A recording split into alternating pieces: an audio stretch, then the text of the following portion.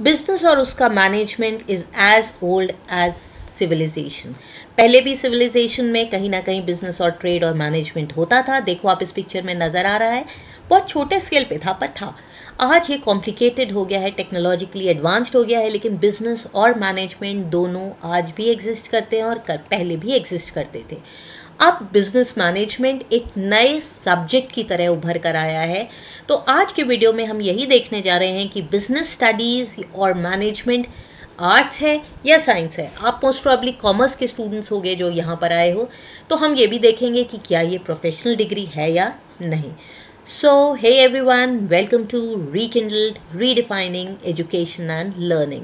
Today, we'll talk of nature and significance of management, business studies class 12 का first lesson, और हम ये देखने जा रहे हैं कि आर्ट्स, साइंस और प्रोफेशन क्या मैनेजमेंट इनको क्वालिफाई करता है या नहीं। Let's begin. सबसे पहले हम ये देखते हैं कि आर्ट्स होता क्या है, यही समझना पड़ेगा ना हमें सबसे पहले। तो आर्ट्स जो है वो स्किलफुल और पर्सनल एप्लीकेशन है। किस चीज़ का एप्लीकेशन है? जो भी हमारे पास एग्जिस्टिंग नॉलेज है, और किस लिए हम उसे अप्लाई करते हैं? डिज़ायर्ड रिजल्ट्स के लिए। तो याद रखना, मैनेजमेंट भी वहीं होता है जहाँ पर गोल हो, कोई रिजल्ट हम अचीव करना चाहते हो। तो यहाँ पर जो नॉलेज है उसको हम सिर्फ अप्लाई करते हैं रिजल्ट्स के लिए, वो हो जाता है आर्ट्स। साइंस है सिस्टमैटिक बॉडी ऑफ नॉलेज जो एक्सप्लेन करता है जनरल ट्रूथ्स को। ये एक्सप्लेन कर रहा है जो भी जनरल ट्रूथ है। इसका एग्जाम्पल लो, न्यूटन ने एप्पल को नीचे गिरते देखा था। अब ये एप्पल नीचे क्यों गिर रहा है या एप्पल नीचे ही गिरता है, ये जनरल ट्रूथ है। और उसको एक्सप्लेन करने के लिए हमारे पास लॉ आया था जो कि था ग्रेविटेशनल लॉ, यही था ना। उसी तरह से अगर आप चांद पे जाना चाहो तो ये भी हमें पता है कि वहाँ पर वेट बढ़ता है या घटता है। लिटमस पेपर कहाँ पर ब्लू से पिंक होता है और पिंक से ब्लू हो जाता है। तो ये सब जनरल ट्रूथ्स को एक्सप्लेन करता है। और प्रोफेशन क्या है? बहुत सारे लोग काम करते हैं लेकिन वो ऑक्यूपेशन होती है। प्रोफेशन तब बनता है जब उसके लिए हमें कोई स्पेशल स्किल हो और उस स्किल के लिए हमें नॉलेज चाहिए हो और ट्रेनिंग चाहिए हो। जब ऐसा ऑक्यूपेशन होगा जहाँ पर नॉलेज और ट्रेनिंग चाहिए होगी तो वो होगा प्रोफेशन। लेट्स प्रोसीड और देखते हैं कि आप मैनेजमेंट आर्ट है या साइंस है। तो आर्ट हमने अभी देखा, ये पर्सनल एप्लीकेशन है एग्जिस्टिंग नॉलेज का, और ये नॉलेज स्टडी, ऑब्जर्वेशन और एक्सपीरियंस से आता है। हम लोगों को ऑब्जर्व करते हैं, एनिमल्स को ऑब्जर्व करते हैं, चीज़ों को ऑब्जर्व करते हैं और उसको ऑब्जर्व करके हम कुछ इन्फ्रेंसेस निकालते हैं। इसको हम कहते हैं आर्ट्स। ये जो है हमारा पर्सनल एप्लीकेशन होता है। ये पर्सन टू पर्सन कुछ हद तक डिफ़र कर सकता है। इसमें क्रिएटिविटी, इनोवेटिव होना, अपनी अपनी सोच, ये सारी चीज़ें, अपने expressions, emotions, everything is involved in arts. तो ये सारी चीज़ें आर्ट्स में होती है। अब देखो, किसी को ये अच्छा भी लग सकता है, अलग अलग लोग इन्हीं चीज़ों को अलग अलग तरह से लिख सकते हैं। This is art. तो आर्ट के बेसिक फीचर्स हैं कि इसमें थ्योरेटिकल नॉलेज होता है, उसको पर्सनलाइज्ड तरह से हम अप्लाई करते हैं और उस एप्लीकेशन में प्रैक्टिस और क्रिएटिविटी के बेसिस पर एप्लीकेशन है। अब मैनेजमेंट आर्ट है या नहीं? क्या मैनेजमेंट में थ्योरेटिकल नॉलेज है? ऑब्वियसली है। और अब तो मैनेजमेंट इतना एक्सपैंड कर गया है, आपके पास हर एक प्रिंसिपल, अलग अलग चीज़ों के लिए अलग अलग प्रिंसिपल्स हैं। मार्केटिंग के, सेल्स के, प्रोडक्शन के, हर चीज़ के लिए आपके पास इंफॉर्मेशन अवेलेबल है। फिर आता है पर्सनलाइज्ड एप्लीकेशन। उस नॉलेज को हर मैनेजर अपने अकॉर्डिंग पढ़ता है और अप्लाई करता है। तो इसमें पर्सनलाइज्ड एप्लीकेशन भी आ जाता है। और फिर प्रैक्टिस और क्रिएटिविटी। जितने भी अच्छे मैनेजर्स हैं वो इन्फॉर्मेशन और थ्योरीज़ को अप्लाई तो करते हैं लेकिन अपने अकॉर्डिंग थोड़ा सा चेंज करके। कोई मैनेजर है और दो मैनेजर्स हैं, एक हो सकता है थोड़ा ज़्यादा इमोशनल हो, दूसरा कम हो। कोई प्रोडक्टिविटी को ज़्यादा इंपॉर्टेंस दे सकता है, दूसरा मार्केटिंग को दे सकता है।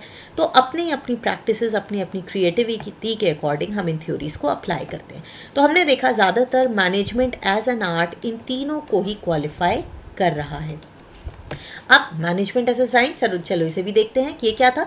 सिस्टमैटिक बॉडी ऑफ नॉलेज जो कि जनरल जो ट्रूथ हैं उन्हें एक्सप्लेन करता है और एक्सप्लेन करने के लिए वो जनरल लॉज लाता है। अब ये लॉज कैसे आते हैं? कोई भी क्वेश्चन है, हम एक क्वेश्चन उठाते हैं, फिर हम उसके ऊपर हाइपोथेसिस करते हैं, मतलब क्या वो सही है या गलत है।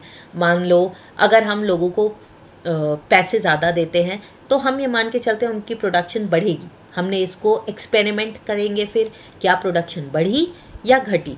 अगर प्रोडक्शन बढ़ रही है तो हमारी हाइपोथेसिस सही है, और अगर घट रही है तो नहीं है। इसी के बेसिस पर हम कंक्लूजन निकालते हैं। यही हुआ साइंस। तो देखो, साइंस के जो बेसिक फीचर्स हैं वो सबसे पहले है systematic body of knowledge. Cause and effect relationship होना चाहिए, मगर अगर कुछ हुआ है तो उसका कोई इफेक्ट। अगर हमने लोगों की सैलरी नहीं बढ़ाई तो क्या लोग कंपनी को छोड़ेंगे या नहीं छोड़ेंगे? तो यहाँ पर कॉज भी है और इफेक्ट भी है, और इसके ऊपर बहुत सारी थ्योरीज हैं। तो हम कह सकते हैं मैनेजमेंट जो है साइंस का फर्स्ट क्राइटेरिया करीब करीब पूरा करता है। हमारे पास बॉडी ऑफ नॉलेज तो है। दूसरा, प्रिंसिपल्स बेस्ड ऑन एक्सपेरिमेंटेशन। यहाँ पर ऑब्जर्वेशन और टेस्टिंग होती है साइंस में। अब अगर हमने लोगों के ऊपर टेस्ट करा, मान लो हमने एक्सपेरिमेंट कर रहे हैं, हमने पैसे बढ़ाए, तो क्या लोगों ने छोड़ा या नहीं? तो ज़रूरी नहीं है वो हमेशा छोड़े। जैसे अभी लॉकडाउन है, लोगों को अभी जॉब्स लग रहा है, नहीं मिलेंगे, तो हो सकता है सब ना छोड़े।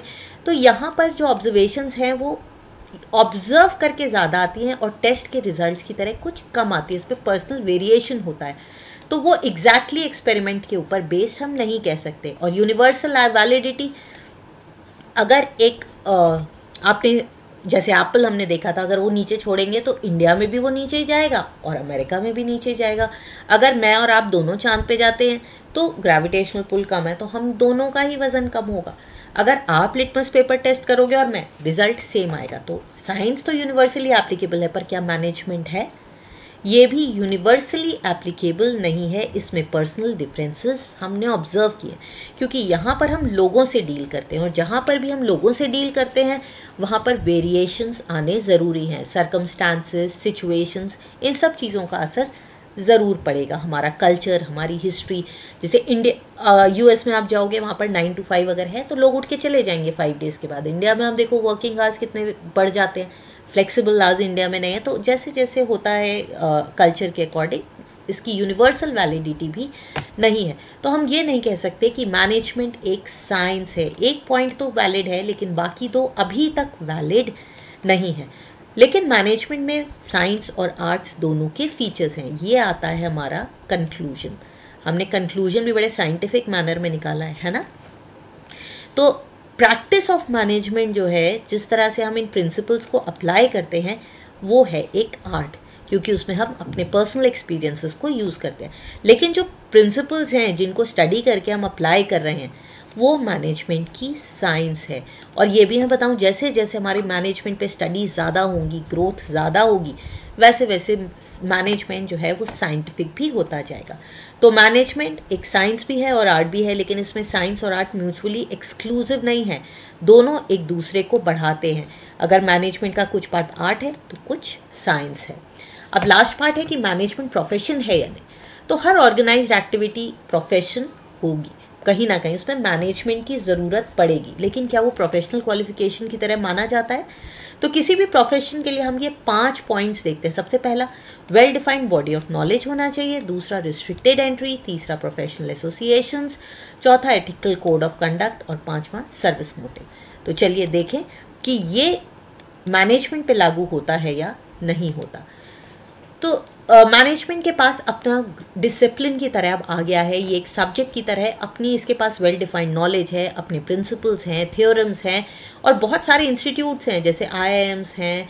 ये सब मैनेजमेंट के लिए एक प्रोफेशनल डिग्री देते हैं, MBA की डिग्री भी देते हैं, और एक सब्जेक्ट की तरह ही इसको टीच करते हैं। फिर आते हैं हम रिस्ट्रिक्टेड एंट्री।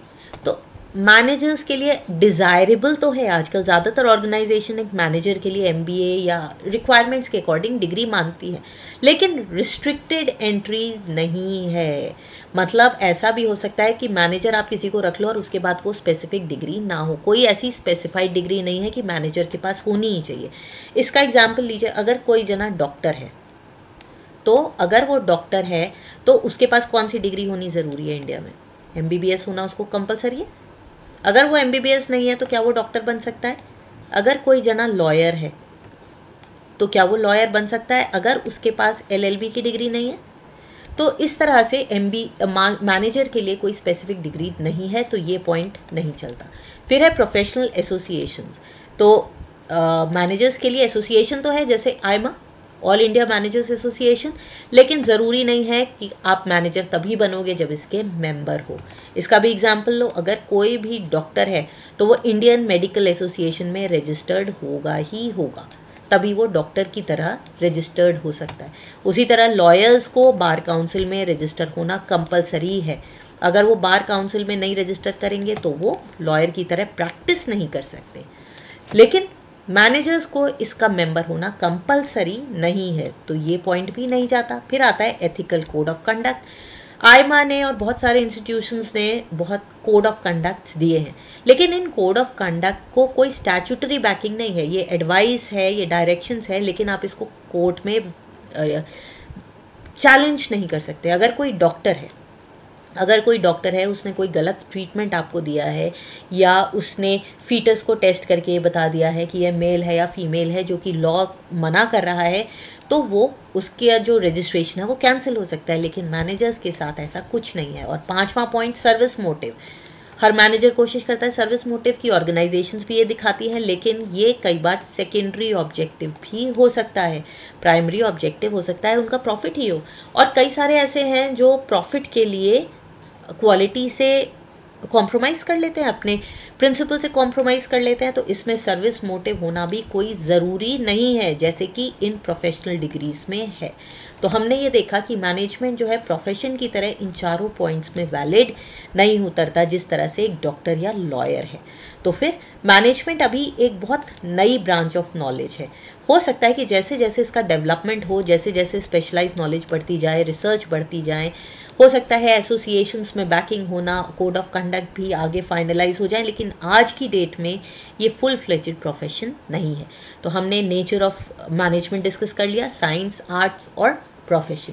चलिए, अब मैंने आपसे कहा था रीकिंडलिंग लर्निंग रीइन्वेंटेड। चलो अब हम देखते हैं कि आपको कितना एप्लीकेशन बेस्ड इसको लर्न कर पाए हो।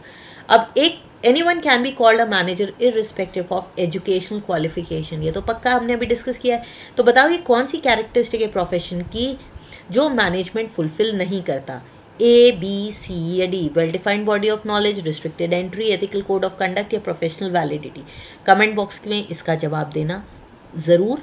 और अगर अच्छा लगा हो, समझ में आया हो, तो लाइक, शेयर और सब्सक्राइब करो। सब्सक्राइब करोगे तो मेरे को भी मोटिवेशन मिलेगा। अपने कमेंट्स ज़रूर बताना। See you in the next video. Bye.